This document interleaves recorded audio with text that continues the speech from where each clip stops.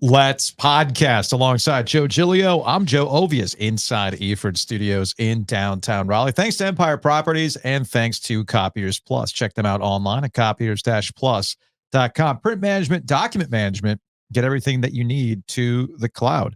If you're already working on your KenPom/Bart Torvik/net ranking comparisons, you can just do all in the cloud now. You could put your Excel spreadsheets up there. You don't have to print them out and make it look like a scene from Always Sunny. That's the beauty of copiers-plus.com. Happy basketball season, everybody. Everybody in action last night. Big Four in action. Wake Forest couldn't shoot anything, yet they managed to find a way to win because competition. NC State looked good on banner night. It was Flag Day at Duke, even though he wasn't actually the story coming out of Cameron Indoor Stadium.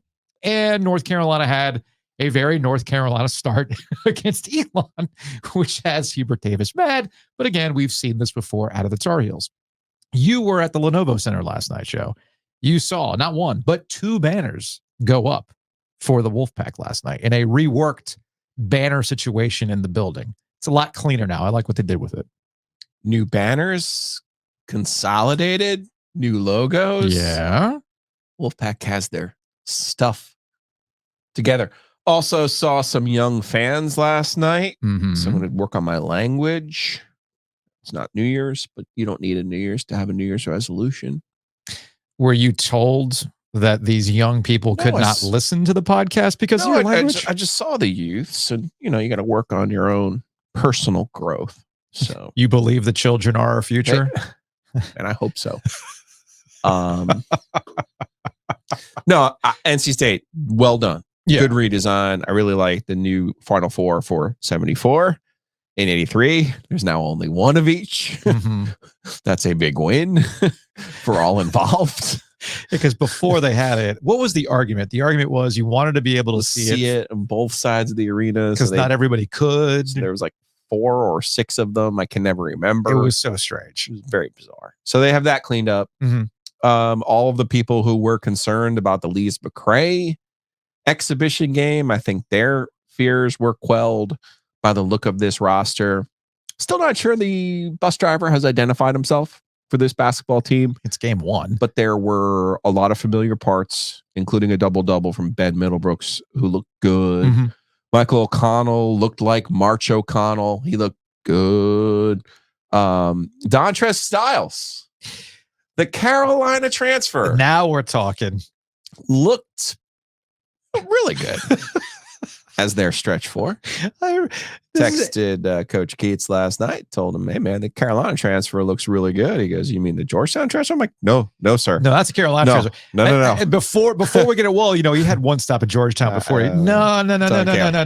It still counts. It still counts. Carolina guy by way of Georgetown to NC State still counts. And Kinston, and probably more importantly for some out there, yes. Kinston guys. So yes. Paul Dontrez Styles look good. They're deep. I think Kevin, when the day he was hired, wanted to play like he did and have a roster like he did at Hargrave. This is probably the closest that he's had to something like that, where he can run a little bit, be a little bit more athletic, maybe be smaller when he wants to be, can be bigger. Well, a lot of guys got significant minutes last night. Yeah, I mean, and that's missing Mike James, who might end up actually being the bus driver for this team. Love the airport, Brandon Huntley Hatfield. He wears high socks, wears the number 1. There's some big Rich energy going on there. He sweats like Rich does. Nice. So I enjoyed that. Okay. Got some silly fouls that he's going to have to learn how to play through, but he's legit. Whatever size they list him at, he's legit. Yeah. I think 3-point shooting will probably be ultimately an issue. But remember last year, they didn't win games because of their 3-point shooting. They won because they were outplaying teams. You saw a little bit of that confidence last night against admittedly an outmanned USC upstate team. Now, which way would you like to go? Because I honestly think Carolina's the third story coming out of the Triangle on opening night, which is hilarious to me. That's the kind of but I have a much more succinct thought on that. Much like people don't need to be freaking out about taking on hot like a fajita Lecrae in the exhibition game. I think there's a little element of figuring things out for the Tar Heels. I think obviously the big story last night was the official Cooper Flagg debut. I wanted to go to My kids are sick. Mhm. So Jacob didn't go to hockey practice yesterday. So I thought, you know what? Now that I have an opening to do something, maybe I'll head over to Durham and watch the Cooper Flagg show, right? But it turned out not to be the Cooper Flagg show. Huh. Yeah, Wow. it is kind of funny how that worked out. I saw as the game ended, I went and looked at the box score and I thought to myself, damn it. Cooper Flagg had the exact line that Joe Giglio has been talking about. 18 points on 6 of 11 shooting, did not hit anything from 3, 6 of 6 from the line, 7 rebounds, 5 assists, 2 turnovers, 3 steals. I did get the blocks wrong. Okay. So got to work on that. Fair enough. But I saw 18 on 6 of 11 shooting, 6 of 6 from the line, and 5 assists. And it was like, oh, it's the McBob line. Yeah, Cooper McFlagg.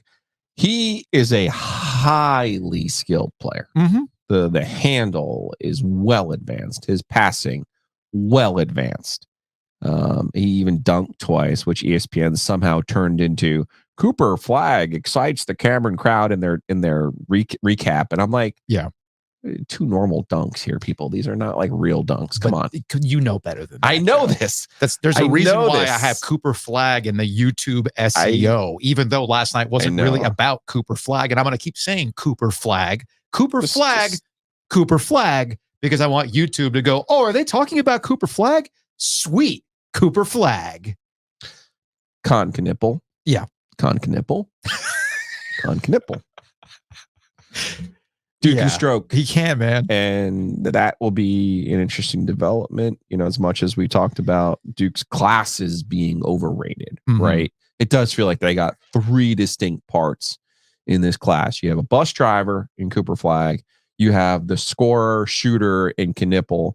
And then Malwatch, to me, is the one. He did have 3 blocks last night. He's an eraser in only 18 minutes. I feel like he just allows those 2 other players who are 6'7" and 6'9" to not have to play out of position. Yeah. I cannot stress to you enough how valuable that is for any coach. Okay.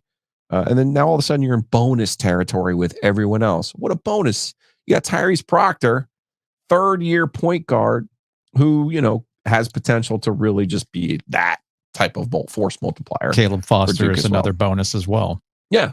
And he's healthy. Yep. So see, now that's the key part to this, because in the first 2 seasons of John Shire Duke basketball, there have been 2 issues that have been present the entire year, right? The first one was running through lineups because it never seemed like the whole team was healthy at any given moment. Okay. Yeah. So we'll grant you that. Then the other part was the bus driver situation, as you like to say, this obsession with the basketball bus driver. And as we saw last year, Kyle Filipowski was not that guy, even though they tried to position him as that guy. That he actually regressed from the nastiness that we saw his first year at Duke. There was a regression in that regard, and you saw it come to fruition in the big games, obviously the Elite 8 being the biggest one for Duke and losing to NC State. This year, with the way Cooper Flagg seems to be wired, I don't think you're going to have that problem. And I think after last night, and we'll get a better sense of this is when they take on like real competition. No offense to Maine. I get why Maine was the first game, all that kind of stuff for Cooper Flagg and all that stuff. I'm not going to take away too much out of the blowout because they're going to have some serious, we're going to see some serious games against serious competition. And we'll see where Cooper Flagg's overall game, which isn't going to wow you, ultimately still ends up helping them win because we know the guy, how he's wired. The only reason I raised my eyebrows is because this was not a War Machine performance. No. They weren't covering until the last 2 or 3 minutes of this game. No. So I was slightly surprised by that in terms of maybe whatever the quality of Maine is or isn't. I'm not, because there's a consistency with Shire from the last 2 years that I think you're still going to see this year, even though we know what the makeup of the team is supposed to be around Cooper Flagg. John likes to mix and match parts, man. Sure. Mix and match parts. He finds value in that as the season goes on, and so that everybody understands the varying roles. And that's why I wasn't necessarily looking for the War Machine. You and I were texting with Luke DeCock of the News and Observer this morning about, because he was in the building last night, and what we'll get a better sense of Duke going forward with their games against Kentucky, games against Arizona and Kansas and Auburn at Cameron Indoor. I mean, what a schedule. That's a hell of a schedule, dude. That's a great schedule. Yeah. That's a really great schedule. And we'll find out real quick if this team is it's going to sound silly, athletic enough. I texted Bomani this morning and I said, hey man, you might need to dust off your old alarmingly unathletic segment from years ago that got people mad at you when talking about Duke, but you're ultimately right. So that's something to keep an eye on here. But all that being said, it's one game. We'll see how it goes. We'll get some real tests out of Duke going forward. And the Knipple thing, you know how I've said Duke's been likable the last couple of years because you don't have Mike Krzyzewski, you had a Zion year and all that kind of stuff. This is going to be a team that people aren't going to like watching. Correct. Mainly because of the Cooper Flagg coverage. And of course, Knipple's going to have that. He's going to hit a three against you that you're going to hate.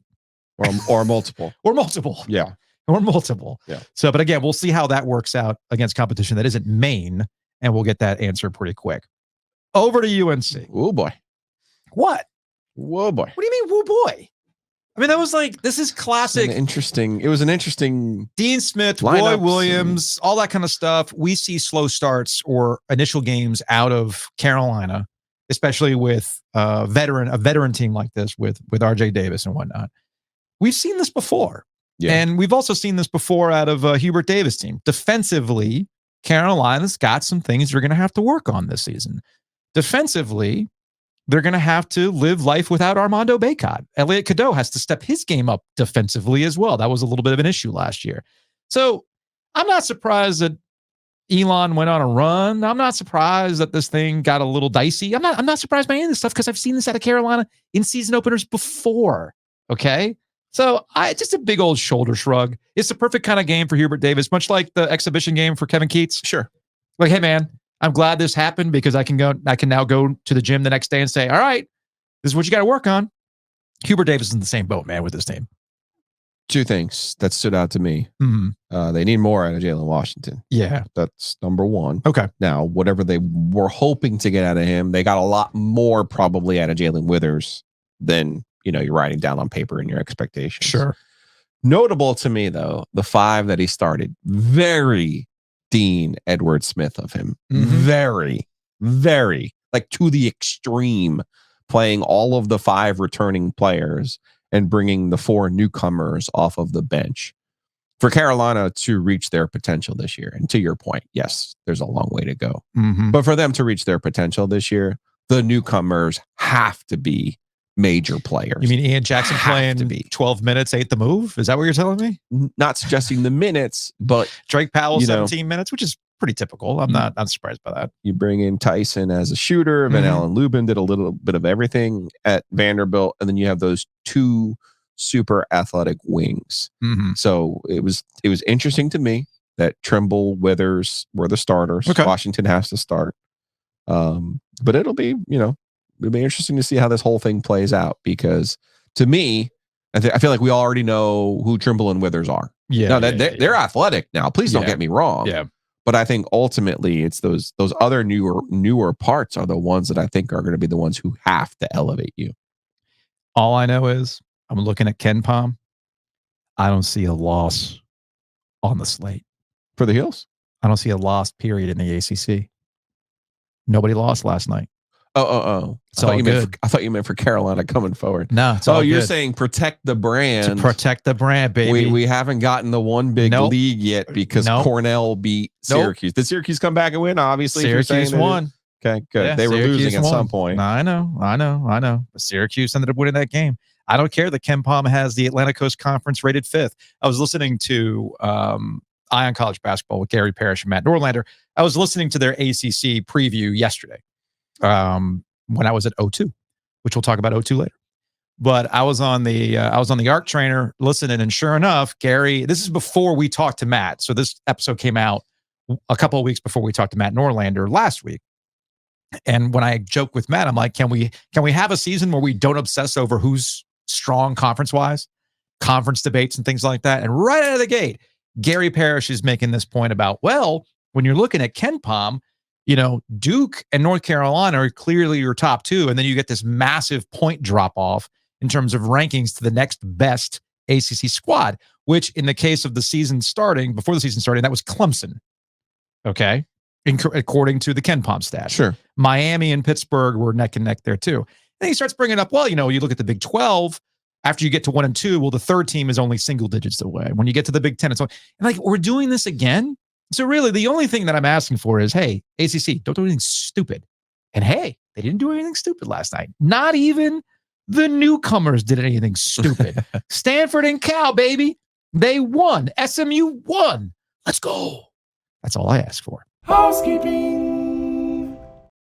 Big thanks to Enovana. Check them out online at enovana.com. ENOVANA, Green Cleaning Solutions. If you have messes at your mansion or trash in your cabana, get it clean with Enovana. Just so you know, it's Tuesday, but they're not here today. They're every 2 weeks. They'll be here next week. Just wanted to let you know. Hey, we got this podcast. If you like the podcast, well, cool. Awesome. Love that you're listening to it. If you want to help us out even more, here's what you do. You go on your favorite podcast platform, Apple, Spotify, whoever it is. If they allow you to rate it 5 stars, rate it 5 stars. If you can leave a review. We would greatly appreciate that. It helps with discoverability and everything else. You know, you got to work the algorithm sometimes, just like Mike Krzyzewski used to work the refs. We got to work the algorithm. That's how it works. Same with YouTube. If you're watching the premiere on YouTube right now, give a like, leave a comment. We'll get to it in Hey Joe, all that kind of fun stuff. It helps with discoverability. Also, OGTriangleMedia.com. We are out there. We got great content in the newsletter form and in the podcast form. Brownlow was crying happy tears yesterday for the Carolina Panthers. Joe, you got something cooking today. Correct. We got an OG on business coming out later this week. And of course, Law of the Wolf and ACC Panic Room. And because we're here to provide for you, the listeners, meet your needs, we have free tickets again. We actually gave free tickets, thanks to Matt Davis over at State Farm. Right. Gave somebody a Cameron indoor experience yesterday. Shout out to Justin. Can't He enjoyed beat that. So we got Joey Wags. Doesn't want you people to be outdone. He's got tickets to see NC State. You want to go see those banners in person? There you go. Lenovo Center Friday. State Place Presbyterian. Game starts at 7. We have 2 tickets and a parking pass. Ooh. To go see the Wolfpack and the Blue Hose. You just need to be following us on either or both. Let's do both. Show us the podcast. Show us the YouTube. Follow. Mm-hmm. Even better if you're an OG fan subscriber. Ran into a few of those last night on the concourse. Nice. But email to me, giglio.joe@gmail.com. Put All right. NC State ticks in that header for me, and we'll give those away thanks to our friend Joe Wagstaff. I'll be at the arena tonight for some hockey to just log off, so to speak.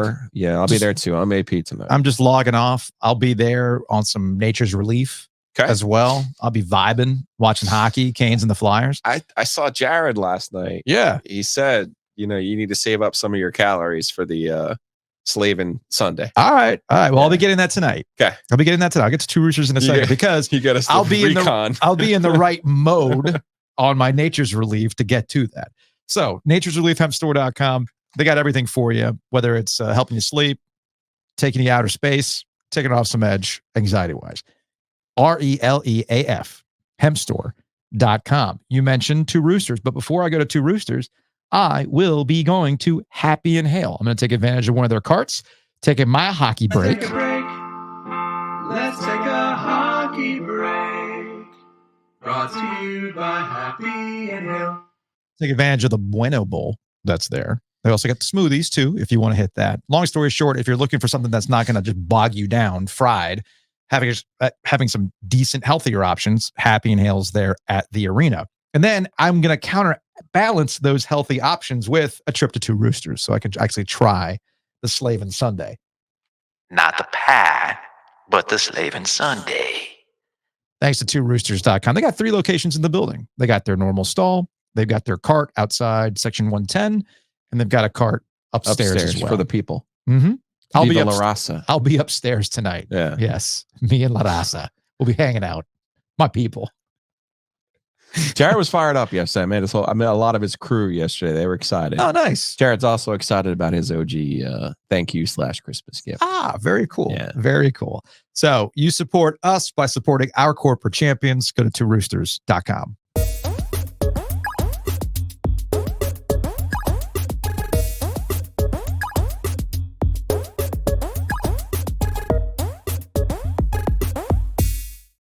Joining us on the Heister Automotive Group hotline from ESPN, does just about everything for ESPN. He is George Sedano. George, what's going on, man?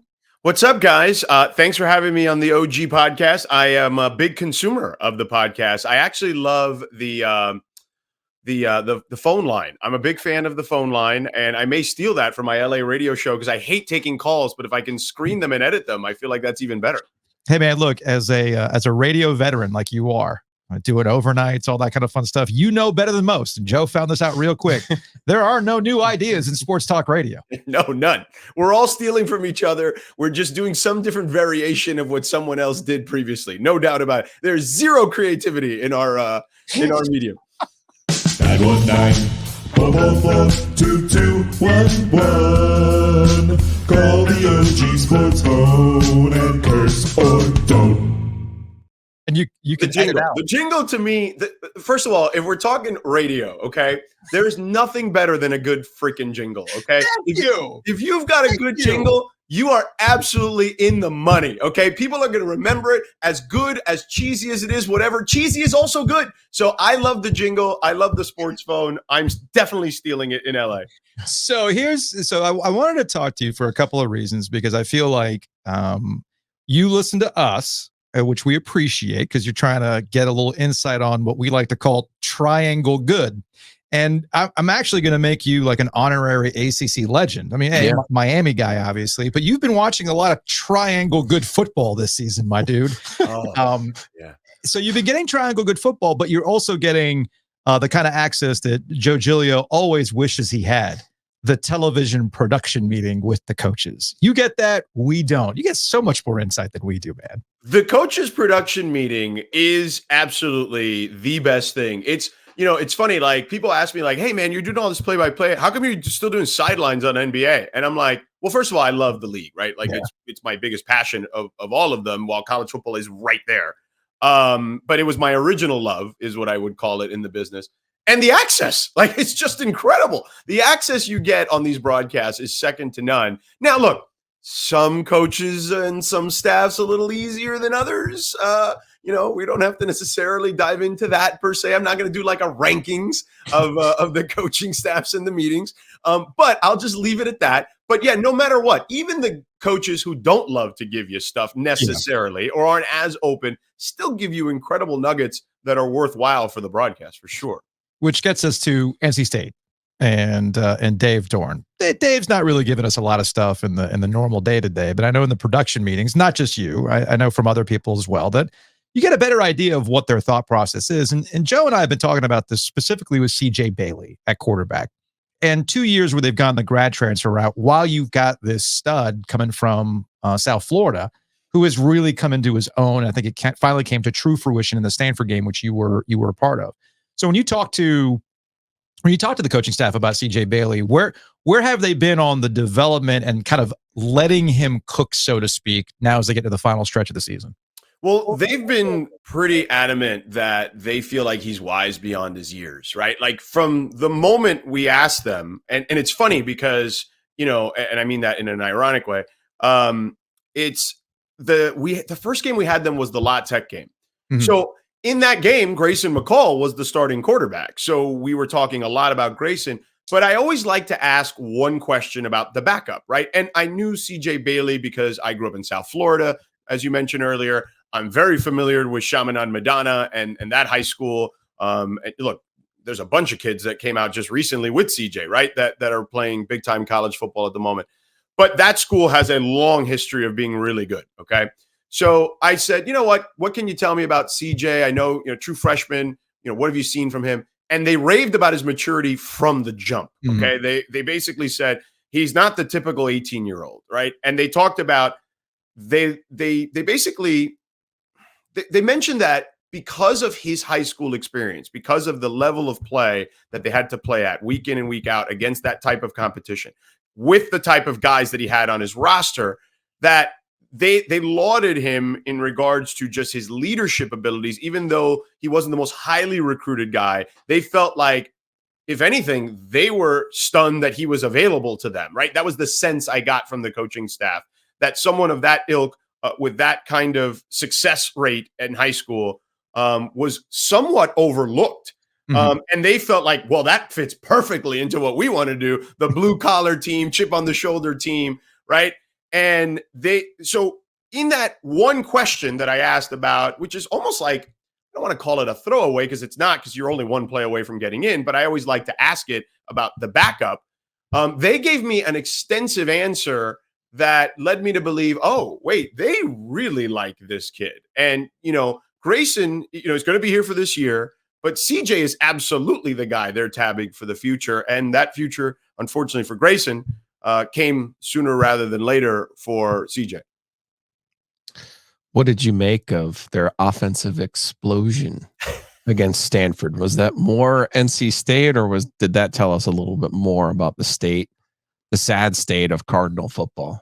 So a little bit of both, I would say. I would say that Stanford will start there. They've got no depth, like none. They are the youngest team in the conference, if I recall correctly. So many true freshmen starting that have no business starting. And when I talked to their coaching staff on defense, a lot of the conversation surrounded like, we don't even really feel confident in 11 guys out there. Like we've got like 8 or 9 that we feel really good about. And then, we're just trying to plug holes at the moment. Troy Taylor lost 17 guys last season to the portal. I mean, they were ravaged. 13 of those guys were starters. So, and 6 of them were linemen, which, as we all know, like you need linemen on both sides of the ball. So especially when you have young or younger-ish type quarterbacks or inexperienced quarterbacks in some cases. And I know Ashton Daniels has played a little bit, but they eventually want to go to Elijah Brown, who's their true freshman from Mater Dei High School, who was 42-2 in high school, another powerhouse high school, but just on the West Coast in LA. So yeah, they're just not ready for prime time, basically, is the way I would describe it. They're in a year or two, I think they'll be frisky, but not yet. And in regards to State, I think you give a team a week to prepare. They get to kind of reevaluate. And the conversations we had with Dave Dorn and Gibson and Anai was really about just kind of the reevaluation process. And I talked about this on the broadcast where they were very forthcoming about things that they felt didn't work. And if it didn't work, hey, let's just throw it out of the playbook right now. Yeah. Okay.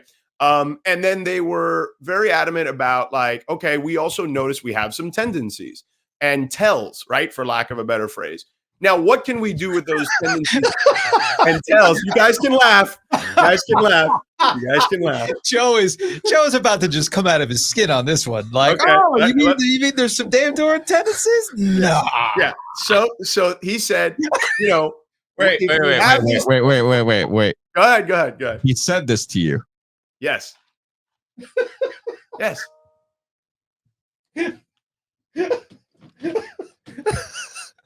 How long have you been waiting to hear that from Dave Dorn, Joe? The man who runs the zone stretch on first down every game, every series, finally said, we have tendencies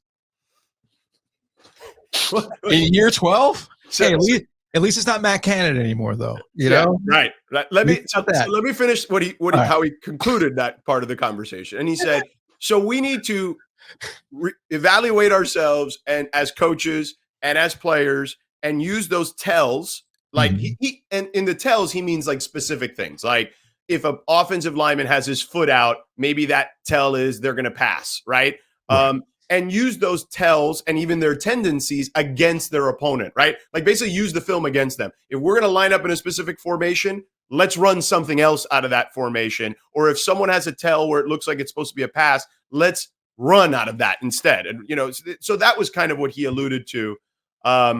So I think it's a combination of both, basically, to answer your question. Gotcha. It's amazing. But hey, listen, again, the production meeting, baby. Okay. And that was stuff I said on the air during the game. So it's not like he said, hey, this one's off the record. This is stuff he was willing to give us, That's awesome. All right. But I could see your face because I listened to the podcast, so I know your frustration and even consternation with some of this stuff. But I'm here to let you know and be your therapist if I need to be. Oh, goodness. All right. They got Duke next. Yeah. Manny is Manny thought he had it. Manny's 1 for 1 on his revenge tour this season. Yeah. 1-1. He got over Mac in a dramatic 20-point comeback win against North Carolina. They hung with Miami, which I thought was going to be the case, but I think obviously, as we know, Cam Ward is that dude. And they covered Miami, by the way. That's the shot. I didn't think they were going to cover. I heard you say you didn't think there was any shot they could cover. I didn't think there was any shot for them to cover. Especially when it was, 28-17? Yeah, man. They dropped, 53? I think was the final score on that one. So now, Manny, I don't know, revenge for Chuck. I really don't know with the NC State game, but the revenge tour continues for Manny Diaz. And look, I think NC State fans understand this about Duke, but I think some other outsiders don't understand what Manny's been able to kind of get consistently out of Duke so far this season. I'm surprised. I was not keen on the Manny Diaz hire at Duke. Joe wasn't either. I think we can all agree that Manny Diaz's stops have been at luxury programs as a defensive coordinator. Now you have to do it differently at Duke. And to his credit, he has been able to do it differently at Duke. And then they call it, getting grimy, getting in the sewer.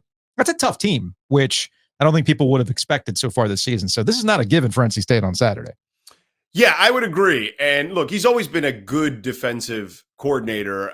Mac Brown would actually disagree probably, but for the most part, right? Let's call it that. For the most part, in his stops, he's been a good defensive coordinator. Hell, he was a good defensive coordinator at Miami for Mark Richt. It's what ended up getting him the job, although with temples somewhere in between for like a week or two. Yeah. But he. So he can fix that, or he not fix, because Elko obviously was amazing at that too, but he can keep that side of the ball going is the way I would describe it.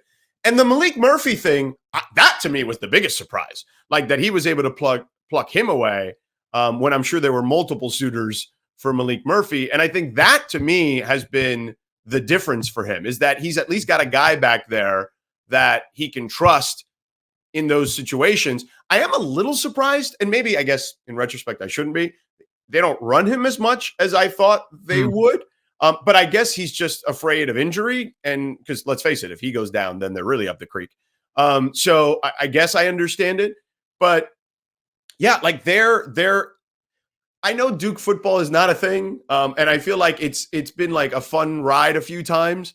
I just think he's going to keep them competitive. Like Manny Diaz at Miami was competitive. The problem is Miami was not in it to be competitive anymore. They were like, we need to be Miami again. Mm-hmm. And they felt that the way to do that was through recruiting. Mm-hmm. And if you compare Manny's history recruiting to Mario's, it's not close. So that's just the reality of it. And talent wins. Talent acquisition generally wins. And I think Manny has learned a lot, clearly, from his time at Miami. And I think he's applying that here. And I'm happy for him. I think it's good for him that he gets this opportunity. And I feel like the lower expectations is actually a good thing for him, because he's already exceeded them very quickly. Well, as you've discovered, since you've now called a bunch of these games, triangle good is a thing. Yeah. It's our little neck of the woods. We got a State Carolina game at the end of the season that's probably going to be determining who gets 8 wins this year, right? And in most places, or maybe 7, and in most places, that's getting your ass fired.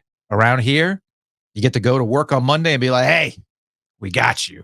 And that's what college football is all about. The old school college football, not this college football playoff stuff, right? Although you and I are in different boats, because we grew up watching college football where everything was about the national championship. Correct. Right. Yeah. So there is that. There is that. So I had to adjust. But I do like Giglio. I do like when Giglio calls it, what is it you call it, Clemson? What is it you say about them again? But they didn't have that this week, obviously. But what is it? ACC good. Yeah, ACC good. But no, you also say, like, is it bleep you, we're Clemson? Oh, yeah, we're still Clemson. Yeah, we're still Clemson. That's we have one of those games coming to us soon. South Carolina game. The question is, when will it be? It'll be the South Carolina game, because now that they're out of the college football playoff running. What else is there? What else other than telling Shane Beamer, I still run this. One last time. So I was listening to you, Ovies, with on the ACC Panic Room with Lauren. Yeah. And I think that you guys brought up an interesting point on your last episode about the ACC at the SMU conversation, basically. Yeah. Right? Yeah. Which is, everyone's looking at SMU and like, look, the ACC must be dog shit because, SMU comes in. First of all, SMU, I went to visit them in the offseason because I was in Dallas for the NBA Finals. So I took the opportunity to reach out to Rhett Lashley and his group and just kind of hang out and just kind of chat with them for a little bit. And I saw what they did in the portal. Like the lines, we talked about that a moment ago with Stanford. Yeah. The lines of scrimmage are legit Power 4 lines of scrimmage. Mhm. And hell, I mean, a good chunk of those guys are from Miami on the D line. They were Manny guys. So Rhett had them when he was the offensive coordinator for Manny. So they are a legit roster when you look at them. And I know everyone points back to, 0-3 last year, when they played a Power 4 school. Yeah. And it's like, okay, those are small samples. They didn't have this particular roster No. with those lines of scrimmages. And by the way, the rest of college football is completely flawed too. Mhm. The point, and the reason I thought of this is because you guys mentioned South Carolina a second ago. Like South Carolina is getting all this love, right, for their latest victory. And it's like, well, wait a second. Like what? The ACC, if you give me Louisville or South Carolina, I'm taking Louisville in that matchup. The game was given away. Vanderbilt's different this year. When Vanderbilt was positioned as quote unquote different after the Alabama win.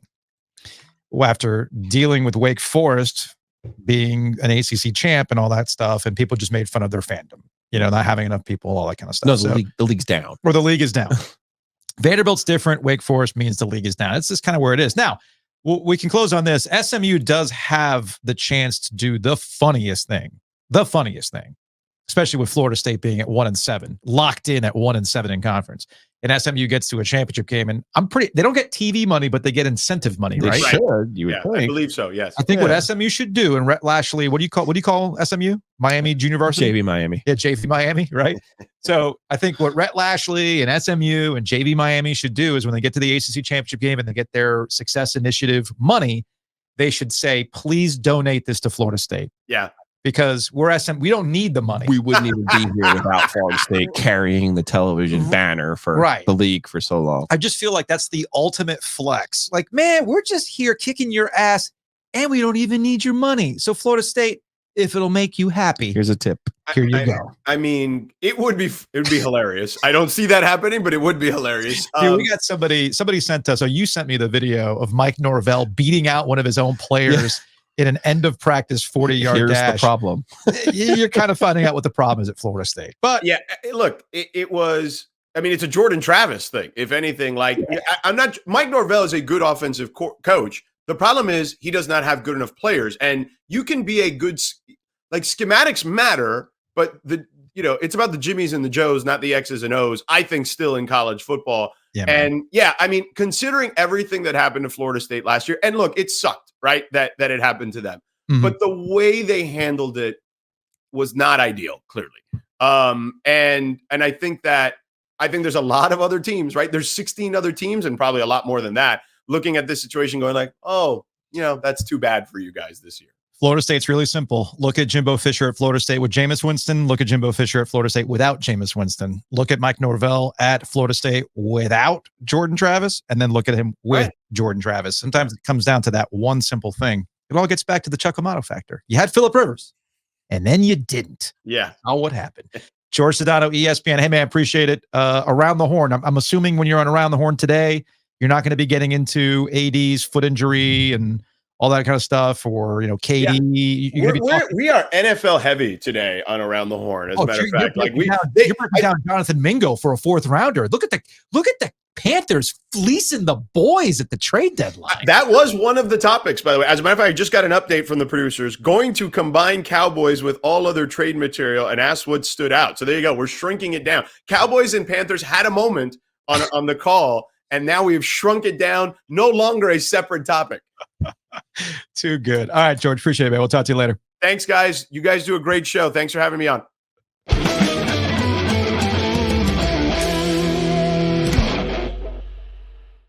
One other quick item about NC State and CJ Bailey. I wanted to go back to that conversation because with George, it was kind of good background on how CJ Bailey came to NC State, how they were surprised, as he said, how they were surprised to get a player of that caliber to be at NC State.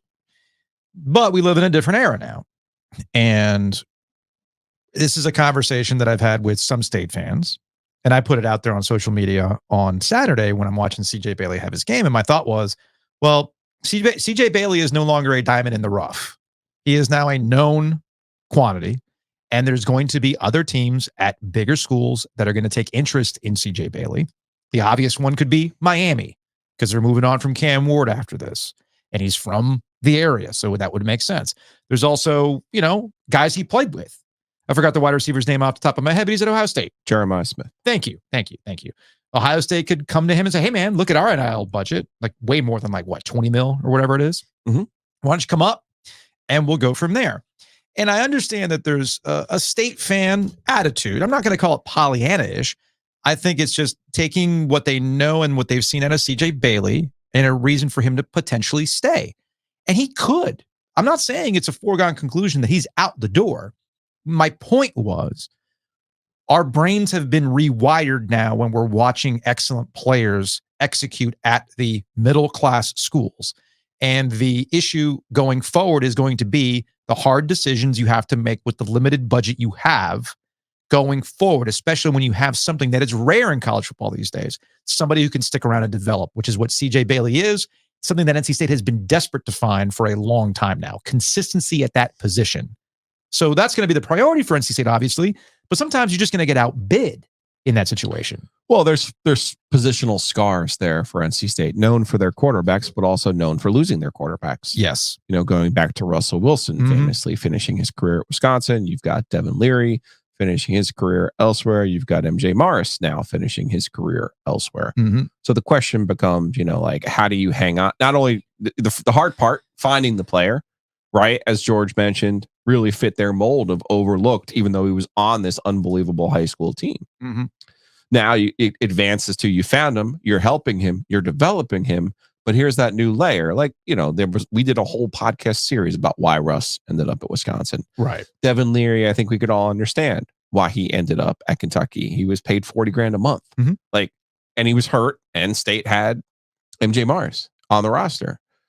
These last 2 years going to get Brendan Armstrong, and then this year going to get Grayson McCall. To your point, the question is, how do you figure out, who goes in there? They have a general manager now, NC State football. Yeah.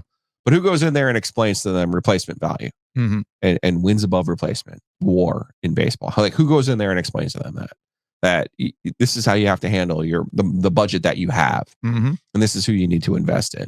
I have no problem, just like in Major League Baseball, I have no problem when teams invest in their own players. I have no problem when teams like the Royals or Rays or even A's don't go out and sign other free agents. My problem becomes when you don't take care of your own players that you've developed. That's where college football is headed. You have to be able to hang on to your own players. And that's what should separate my people who get mad at me about the middle class label.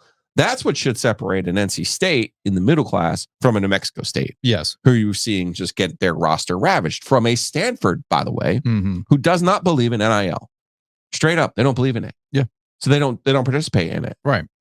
Well, for instance, George is covering Cal Wake for the network. Right? Correct. You want to talk about schools that don't play that game. No, It took a long time for Clawson to finally understand, if I'm going to keep this thing going, I need to play that game too. Yes, Steve Forbes tried to tell him how the game was going to be played. And then it happened to him. And then it happened. And now it's like, oh, well, we got to do this. Right. So there you go. I think on the other end of that, you have Cal, who went and got Ron Rivera and Marshawn Lynch, and they tried to raise some money. Yep. They ended up, there is no one right answer in all of this. Of course not. I think that's what people need to understand. Cal paid their running back a bunch of money to come back this year. He's either been hurt or hasn't played that well. Right? There's no one right answer. Ohio State has the highest payroll in college football. The chances of Ohio State winning the national championship aren't that great. I'll be perfectly honest with you. They're an ordinary team. Smith is spectacular, but he's still a true freshman. Yeah. You know what I mean? Then you have Dominic Pavia out there just wreaking havoc in the SEC coming from New Mexico State. You have Indiana, Kurt Cignetti, the wolf blood himself, taking his entire JMU team with him essentially to Indiana, and now being unbeaten. And with Clemson's loss, Indiana has a real chance at splitting with Michigan and Ohio State, going 11-1. That's insane. And making the college football playoff. That's insane. That's a real thing that could happen to Indiana. So you just don't know how this thing is going to play out. Florida State on the other side spent all that money in the portal last year, helped them go unbeaten. This year, they're 1-7 in the league. Finish the point about those scars, though. Yeah. When it was NC State, they take it very personally because it becomes the joke, right? Like, as Carolina fans love to throw in their face, well, you don't really have Russell Wilson. He wasn't really yours. Meanwhile, what's happened since then? Sam Hartman goes from Wake Forest to Notre Dame. Does anybody make fun of Wake Forest? No. Riley Leonard goes from Duke to Notre Dame. No. Does anybody make fun of Duke? No, because it's a new reality of college football. You're going to lose players. Mm-hmm. So that's where this comes back to. You have those scarring issues, but you also have NC State making poor choices with their investments. Mm-hmm. This is a chance for them to make a good, smart choice. It's not going to be easy. Obviously, when you talk about Miami, where the kid's from, where his family is. Also, keep in mind, he's got two high school teammates who are receivers at Miami. Mm-hmm. So it's not going to be easy. Your point about Jeremiah Smith up at Ohio State. Somebody drops a bunch of money on you. This is like Mike Elko leaving Duke for Texas A&M. You don't intend to leave, but then you hear an offer and you go, oh, what am I supposed to do? Okay. You know what I mean? That makes sense. So I think the best course of action for NC State right now is immediately to go to CJ Bailey's family right now and say to them, here is the deal. Here, and whoever it is, you know what I'm saying, the collective. Yeah, I know. Whoever it is, you go to him with a contract right now and you say, here's the deal. Let's sign this. Let's get this thing settled.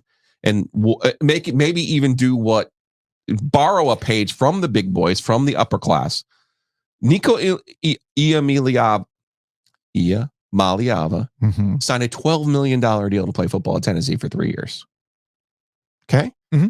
Maybe you don't give the kid 12, but you give him something in the incentive form of, you've been here for a year. Let me give you a 2-year deal. Let me make it worth your time. Because you, much like Tom Dundon will tell you, don't let the players go to market. Absolutely not. Because once they do, Ohio State and Miami are going to overwhelm them. It's a wrap.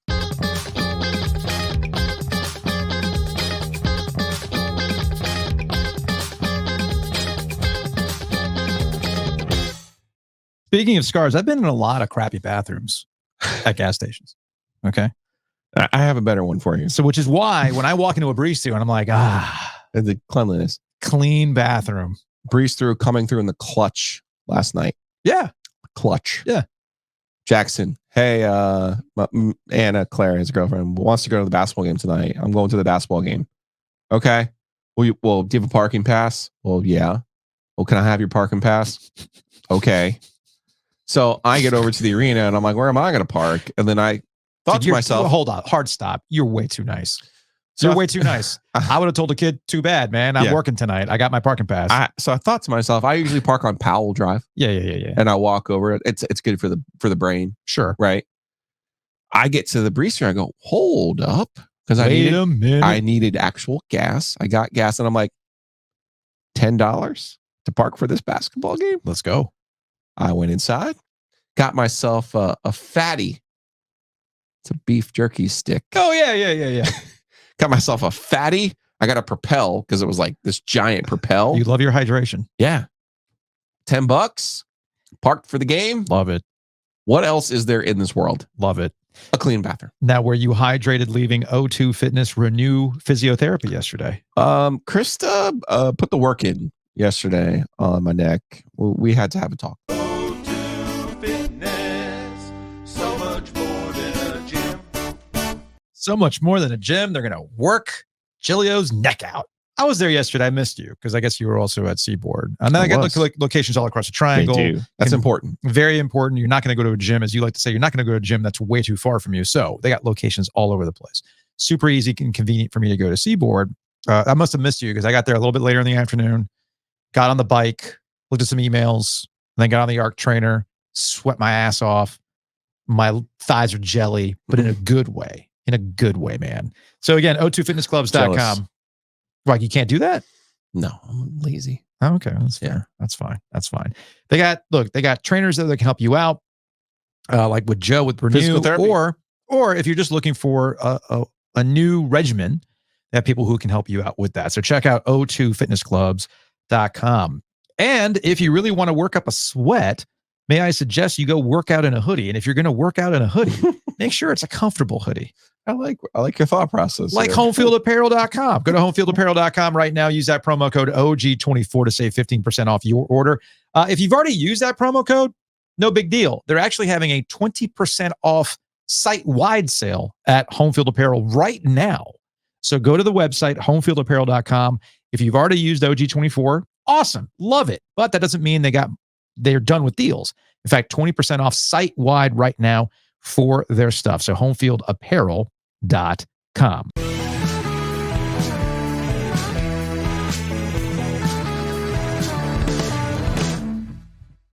To the Carolina Panthers, they are on their way to Germany, sans one player. I don't believe this. Are you pranking me right now? No, Jonathan. Is this from Adam Schufter? Nope. This is actually, I verified it with our guy Mike Kay from the Charlotte Observer. Jonathan Mingo was traded to the Dallas Cowboys for a draft pick swap. So Mingo off to the boys, along with a 2025 seventh round pick in exchange for a 2025 fourth round pick. So there you go.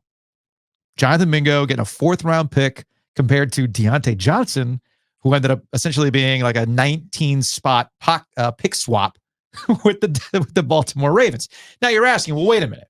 Because like even my brother texted me when this all happened. He's like, are they even going to have a roster? I'm like, well, was Jonathan Mingo even really being used? If you looked at this past weekend's win against the New Orleans Saints, look at the wide receiver group that Bryce Young was working with. It was all rookies and an undrafted guy in Jalen Coker, right? That was a young core. Mingo didn't really have a spot on this roster. I mean, you called it back in the preseason with Jonathan Mingo. I would have cut him after the first preseason game. The fact that they got a fourth round pick for him is a miracle. So there's two reasons why. Straight up miracle. There's I think in this particular case for a fourth rounder, I can say with confidence that the people who were mad at Dan Morgan and the collective at Bank of America Stadium for only getting a sixth round pick for Deontay Johnson should now laud Dan Morgan and the crew for being able to get a fourth rounder, essentially fleece the Cowboys for a fourth round pick, because it's any value for Jonathan Mingo. It's not like Mingo's been producing. This is from Bill Barnwell. Did the Dallas Cowboys hire Jonathan Mingo's mom or something? Why would anyone think this guy has value? This is from Bill Barnwell on Twitter. Since the start of the 2023 season, Jonathan Mingo ranks 95th out of 104 wide receivers in yards per route run. Mingo was drafted just ahead of Jaden Reed and Rashee Rice, so the Panthers saw him as a valuable player. Better QB play coming in Dallas when Dak returns. Now, you're asking, why is a guy who has not lived up to that getting this? Well, it's his contract. Because he's young, he's got essentially a price-controlled situation going to Dallas. Whereas Deontay Johnson is a rental. Sure.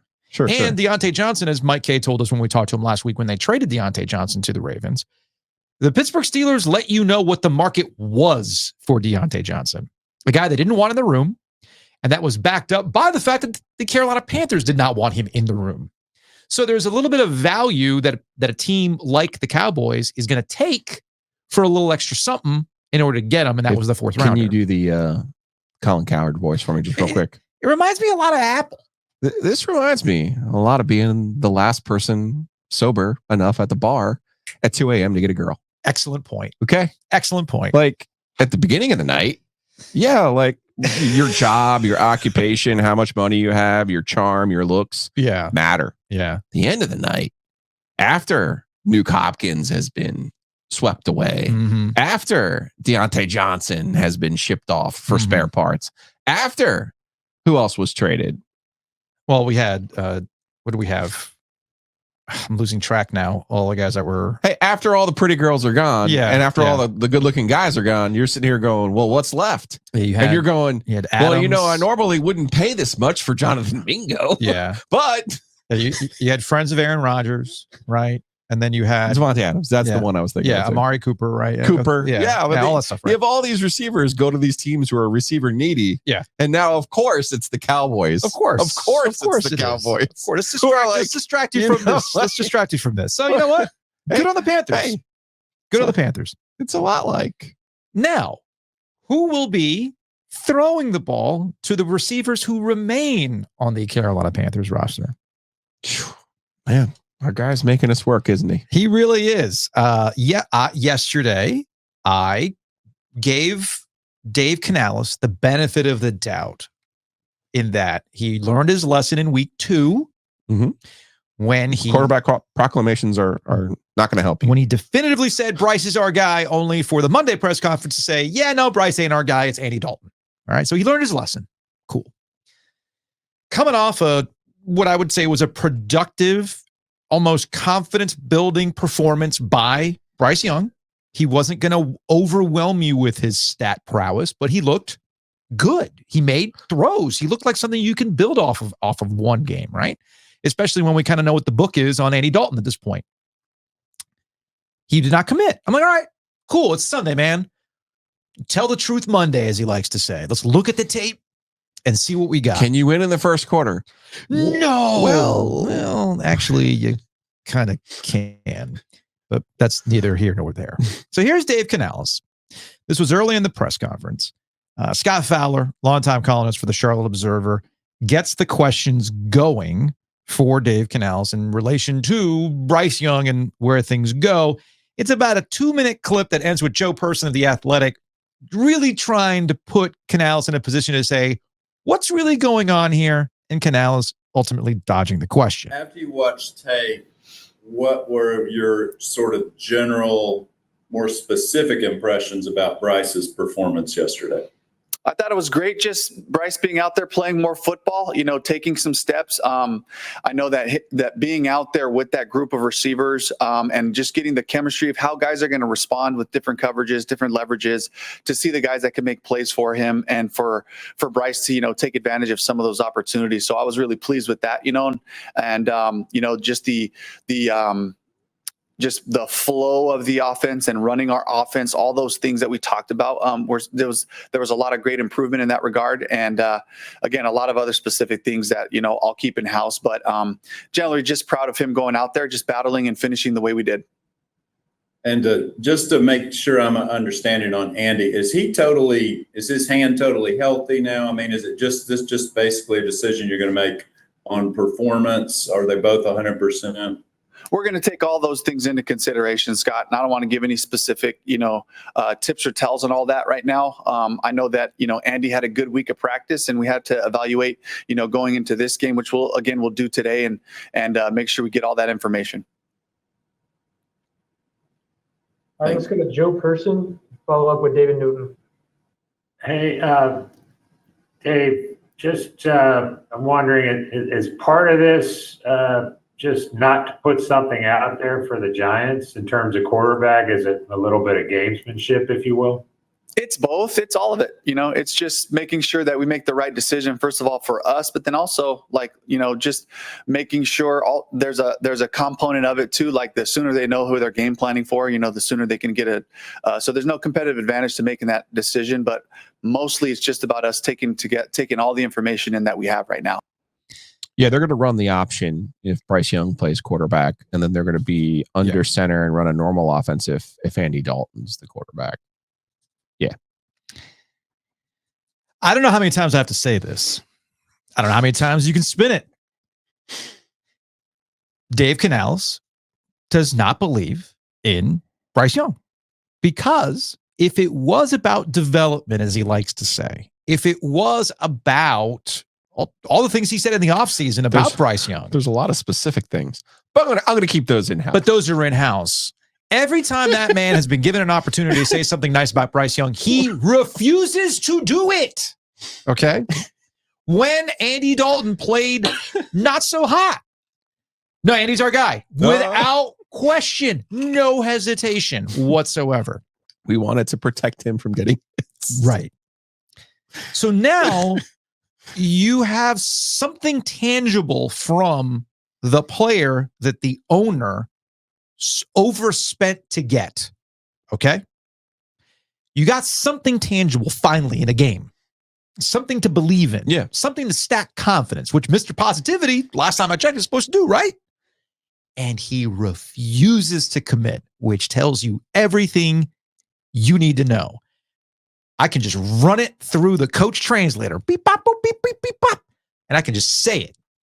Dave Canales thinks Bryce Young sucks. Straight up. I don't think he's good. I still think Andy gives us the best chance to win. Okay. We have our answer. We keep getting told what that answer is. Bryce Young ain't it. And if they really wanted to go back to Andy, they would. So here's where we're at. Amazing, amazing turn of events. And I'm trying to be fair with the whole thing. I've been critical of Bryce Young.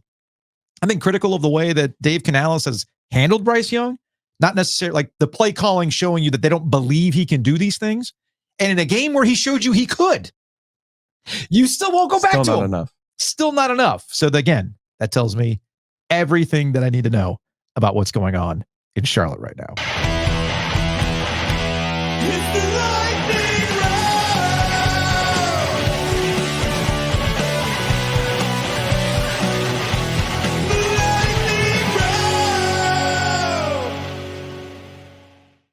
Couple of NFL items to hit in the lightning round, all brought to you by Sam Jones Barbecue. Check them out in downtown Raleigh. Sam Jones does fantastic Eastern style North Carolina barbecue. They got the crackling in the mix. Look, the sauce is good. I'm just saying you don't need the sauce when we're talking about Sam Jones Barbecue. And the sides are fantastic. And of course, catering is an option with Thanksgiving right around the corner. They can do a smoked turkey for you. So speaking of smoked turkeys, I feel like every time somebody plays the Chiefs, they offer themselves up like a turkey on a platter. Right. No, by all means, carve us up. Please enjoy this. And I feel like that's what the Buccaneers did last night in Monday Night Football. You called it. You're going to have another one of these low-scoring affairs. Chiefs aren't going to look overwhelming. There was an injury scare for Patrick Mahomes. And the Buccaneers, rather than trying to win this thing in regulation with 27 seconds to go in the game, they went, no. I know what we're going to do. We're going to give Patrick Mahomes and the Chiefs another opportunity in overtime to beat us. And that's ultimately what happened. Why did they do this? It's almost like, why do you get caught up in the Chiefs, though? Like, it's just that's a good point. Telling you, man, I have every Chiefs ticket, left, right, center. Come and hurt me. Seriously, come and hurt me. It'll be a real shame. Fair. Win again. Do it. Meanwhile, we have hit a new inflection point in football, in the NFL. And I said it yesterday, and it came to fruition, that Dennis Allen, New Orleans Saints coach, was going to get fired because the way it was positioned was, how in the freaking world do you lose to the Panthers? And sure enough, that was the inflection point. Later in the afternoon, we come to find out that Dennis Allen was fired by the Saints. There's a lot of other issues going on, but it all came back to one central point, and I saw this from the national talking heads. Wait, you lost to the Panthers for your 7th loss in a row? Nah, buddy, you got to go. There is no massaging this. There is no context. There's nothing that you can say. Nah, you got to go. What I did not. It's now 4 coaches in a row that Derek Carr has gotten. It's bad. Which that is what I missed yesterday, because I'm not paying attention to the Saints all the time. What I did not realize was just how badly Derek Carr is not liked by some of his former teammates, right? Because during the game, and I missed this, but apparently during the game, you had Mike Thomas. You had Mike Thomas tweeting through it, right? Because you had the Chris Olave concussion, and he put that on Derek Carr for the medicine ball that he threw, right? And then you got Cam Jordan, who's now doing he's doing some TV work now, right? No. I'm getting my New Orleans Saints confused. The other guy, my bad. No, Cam Jordan also tweeting through it as well. Vilma, I think, is your former Saint. That's who it was. My bad. I'm just getting my guys confused. There's a lot of people who don't like the Panthers. It's some NFC South rivalry stuff, right? So anyway, I did not realize that things were so bad in the situation that Derek Carr is even catching strays from former teammates on social media. And finally, folks, tonight, everything changes after tonight. And I know that it's not something we like talking about. We're kind of sick of it. And it's not, ultimately, it's not what you come to this podcast for, because it's all a dog and pony show. It doesn't really mean anything in the grand scheme of things. The system continues to be the system, right? But after tonight, every poll that you've seen, all the discussions, all that kind of stuff doesn't matter anymore. Everything going forward. Yeah. It's the college football playoff reveal, the bracket reveal tonight. So all the talk, all the polls mean nothing going forward. It's about one thing and one thing only. What do a bunch of dudes in a room think about what's best for you? And that's what we get tonight with the bracket reveal. Man, just start being mad at Notre Dame now. Just let it be the default mode. Is that what it is? I'm telling you. Just, again, you want to be mad about the Chiefs or just accept it? Same with Notre Dame. They're going to be in. They're going to play a team. The truly fascinating thing for me on this, and this is what I wrote about in OG Fans this week, is how are they going to treat the Big Ten and SEC teams that they put in at the end of the bracket?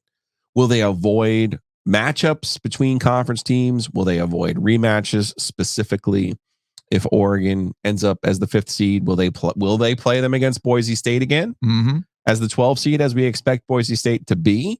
Or will there be kind of bracket shenanigans to avoid some of those rematches and those intra-conference matchups? That's what I'm truly fascinated by, not, who's in or who's out.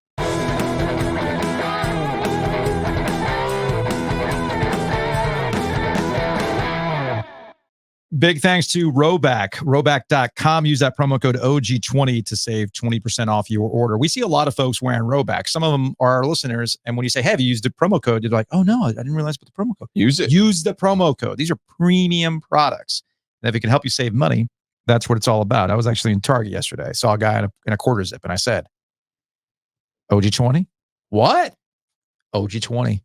So go to roback.com and use that promo code today. Big thanks to Whitaker and Hamer. Check them out online, wh.lawyer, attorneys and counselors at law. Did you have to call our friends at Whitaker and Hamer yesterday? Did not. Not getting litigious yet? Not yet. Okay, good. Good to know. But if you need to get litigious, if I did, if you need lawyers in Jordans showing up to help you, guess what? wh.lawyer is where you need to go. Big thanks to myhtr.com, hometown realty. Guaranteed offers mean you are leaving money on the table. You are not getting the full value of your home. It's actually really convenient to sell your house.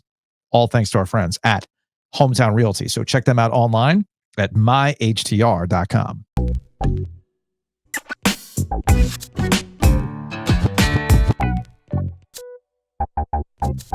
Joining us in studio on the Heister Automotive Group hotline, arguably the biggest football story in North Carolina, Joe.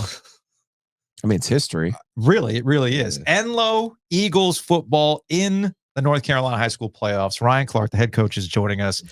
Look, Ryan, congratulations on making the playoffs. Oh, thank you. I appreciate it. I don't want to take credit for it, though. I mean, I'm just saying things clearly turned around when we did a game day there last year. I'm just saying. You can take some little credit. We'll give you guys a little credit for coming. That was obviously a big deal for our school. So thank you again for coming last year to that. But this is a big deal for you with your family connections to Enloe, and also where Enloe has been as a big school in Wake County that has had a really good at math.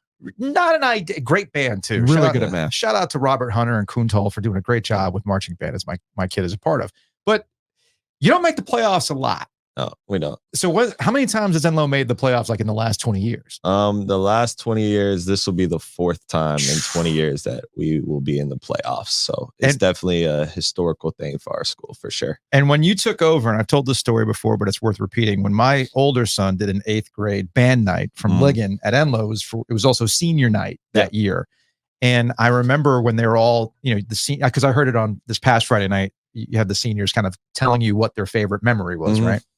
And that favorite memory at that time was, that one game we won. Yeah. Because it was, 0-10, 0-11, things like that. So when you got there to where you are here now, making the playoffs, that's a big deal for you, a big deal for Enloe. And I guess also people sticking with it, because it's really easy to bail when those results aren't there early on in your tenure, right? Oh, yeah. Like I'd probably say that's probably the most proud feeling I have is the resiliency our kids showed in a time where it really wasn't popular to stick with it. Really wasn't popular to be on the Enloe football team. Yeah. But they stuck in, they hung around, they kept battling, they kept working, and their hard work and persistence has paid off. And they're having a great, our seniors are having a great senior year, and the juniors, sophomores, and freshmen that we have on the varsity team are really enjoying the experience. And I mean, it's one of those things like, you kind of sit back and reflect on a little bit at this point in the year, like, hey, how far we've come. And then our kids have just done a really great job of pushing through and kind of helping us get to places that Enloe doesn't get to very often. Explain, like I'm 5 for such a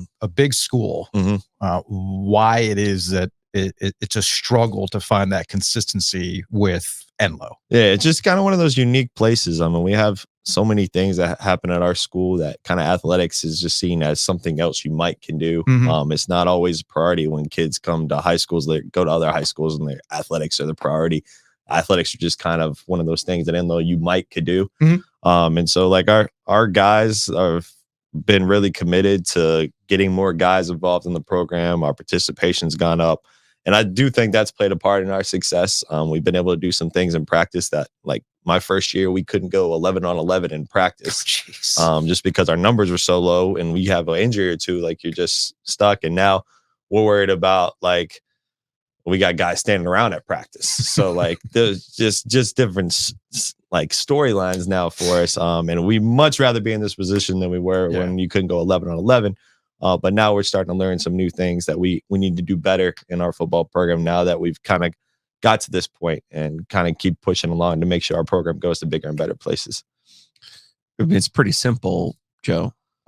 As we've seen across participation levels in this country, the higher the education level, the lower the participation level, in part because of the inherent dangers of football, and where parents think that, injuries and head injuries could potentially lead you. So it's not just an Enloe Raleigh problem. That's a national. It's a nationwide issue. problem. So it says a lot for you, Coach, that you're able to get players not only to buy in, but to come in at a time when there are those real dangers, but also like this idea of like, it's never really been done before at your place. So there is something to that, right? That has like a little bit of that new car smell. Oh yeah. Right. You have some of that success. You go from one win, to 3 or 4 to now to having a winning record and making the playoff. Now all of a sudden, if I'm a freshman at Enloe, I'm going, oh, I want to be part of football. Yeah. Whether it's in the band or whether it's with the team or the cheerleaders,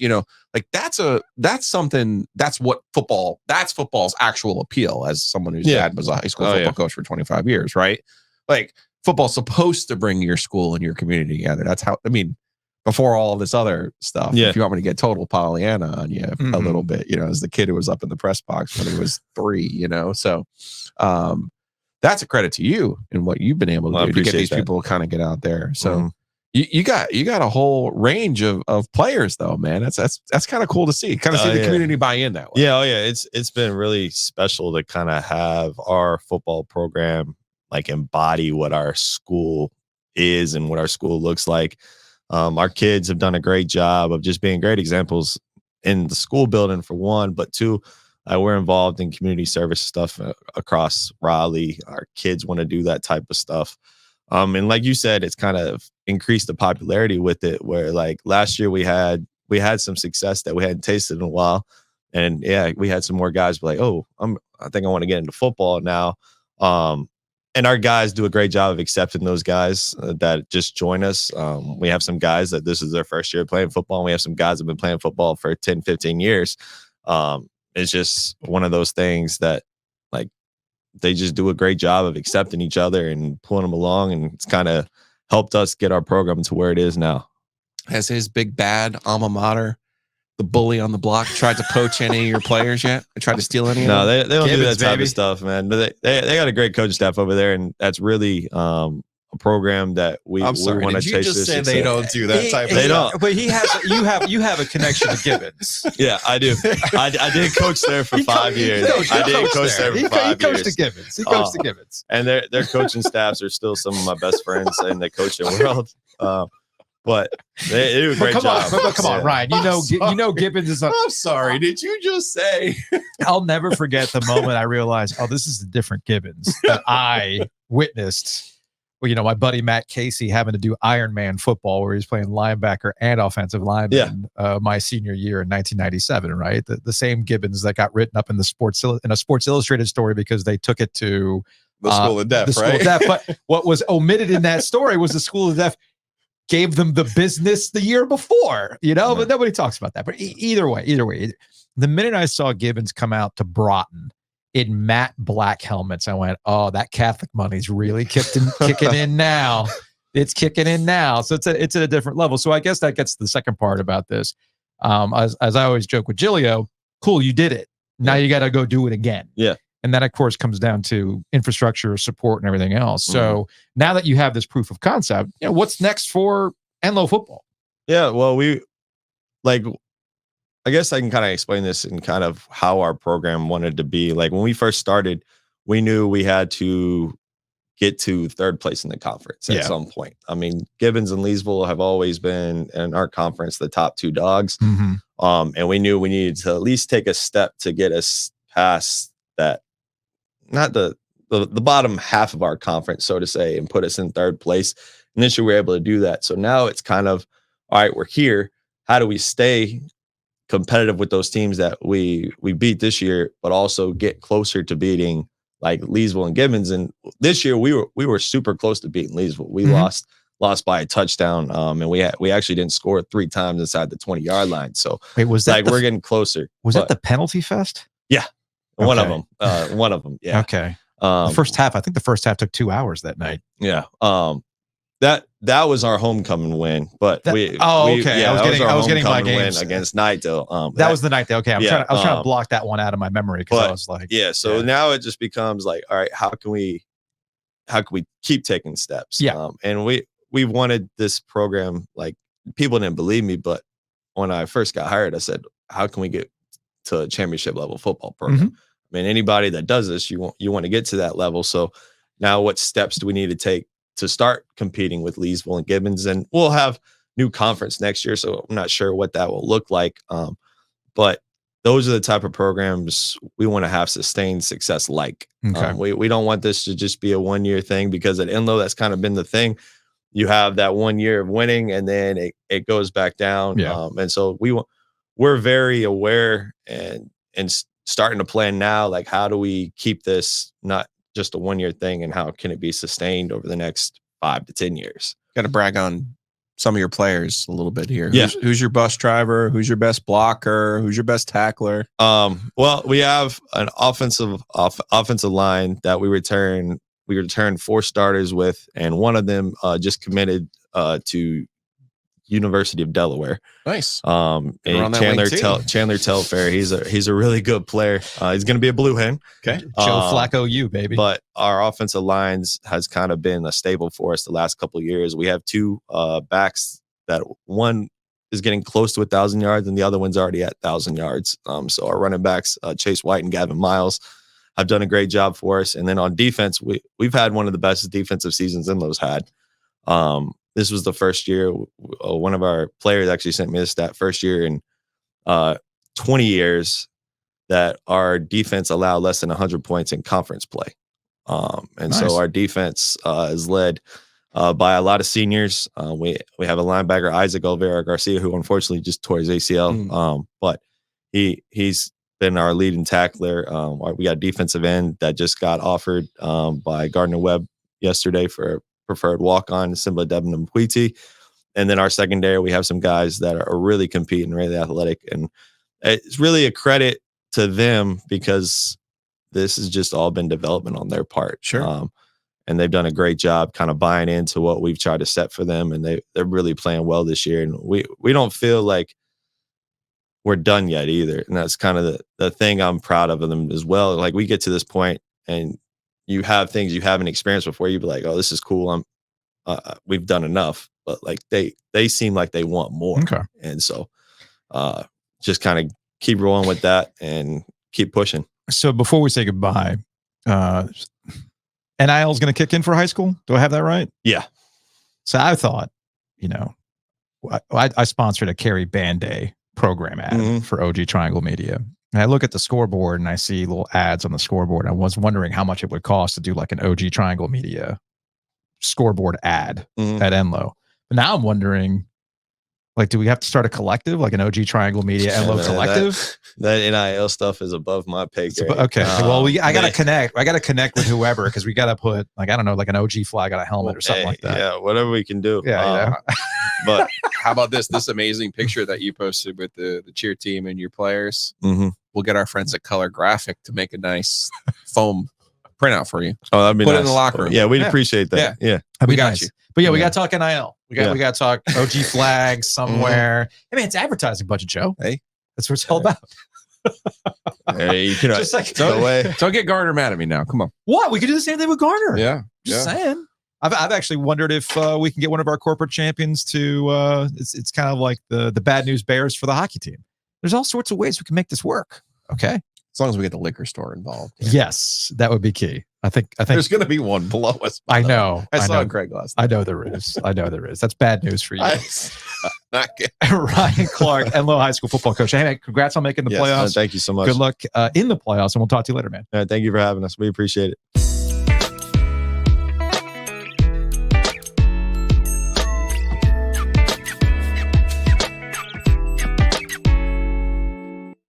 Big thanks to Mosquito Authority and Pest Authority. Speaking of local, this is keeping it local with Ryan Clark. Local company, local support for a lot of your favorite spots, including us, Mosquito Authority and Pest Authority. You'll see a Mosquito Authority, Pest Authority at the NC State Ice Pack games, right? Because Hayes and the crew, they're all about supporting local. Saw Hayes last night. The OG. Awesome. OG. Big thanks to The Butcher's Market. Check them out online at thebutchersmarket.com. You've heard us talk about their pre-marinated meats. You've heard us talking about their sandwiches. Most importantly, with the holidays here, it is November. You're thinking about catering an event. Why do the turkey yourself? Make it easy on yourself. Don't need to. Go to The Butcher's Market. Butcher's Market, thebutchersmarkets.com. And of course, our friend Matt Davis, State Farm, helping people go to Cameron Indoor, helping you save money on insurance. It's real easy. Give them a call. 919-779-8277.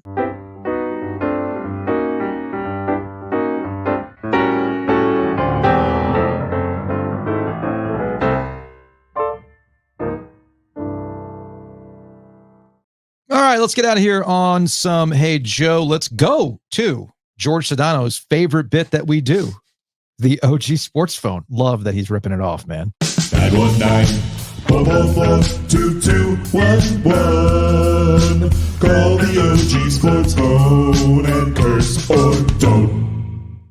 From an 803 number, the text line from Bo, Clemson was ACC good, and the Cox bullied Texas A&M. No one in the triangle likely cares, but this 803er has enjoyed having the pod in my rotation. Keep up the good work, gentlemen. He sent us a Duke's Mayo Bowl with Shane Beamer holding that cock. From a 336 number, Steven, Charlotte.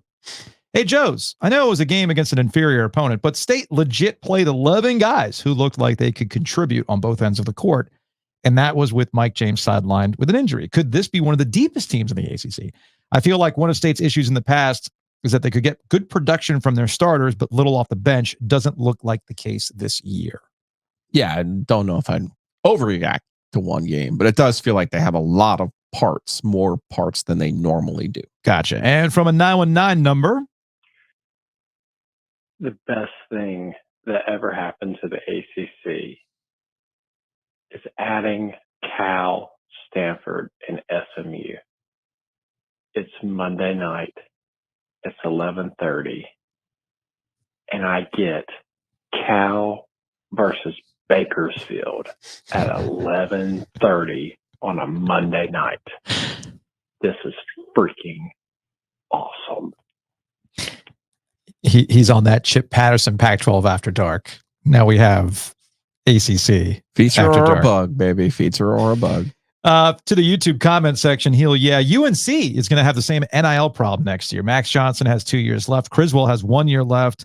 Harrell has 2 years. Bryce Baker's a top 10 QB in the country coming out of high school next year. That's committed to UNC. That is a stacked and potentially expensive QB room. Criswell probably sticks around because, as I've been told, he likes there. He wanted to be back with his guys.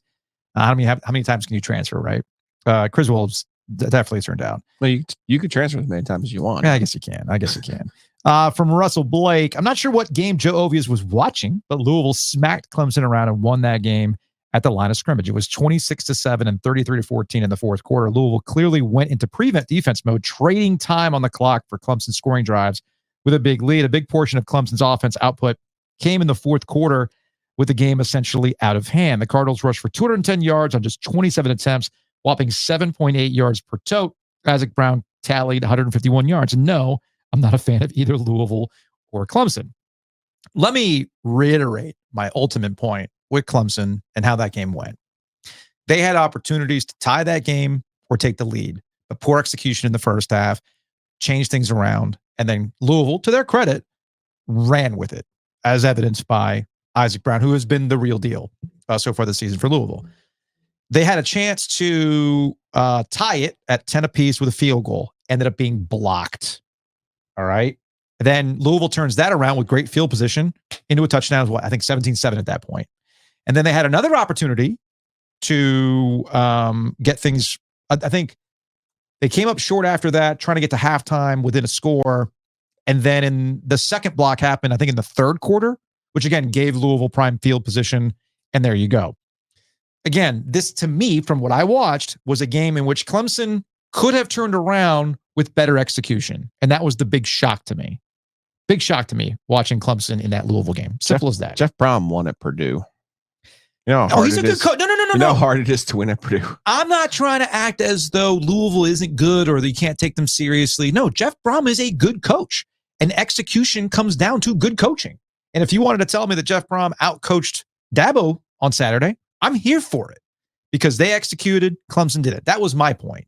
Clemson had opportunities to produce, execute. They didn't, especially when it came to special teams. Anyway, I think that'll wrap it up for this edition of Ovies and Giglio. We appreciate you for listening to us. We will see you on Wednesday.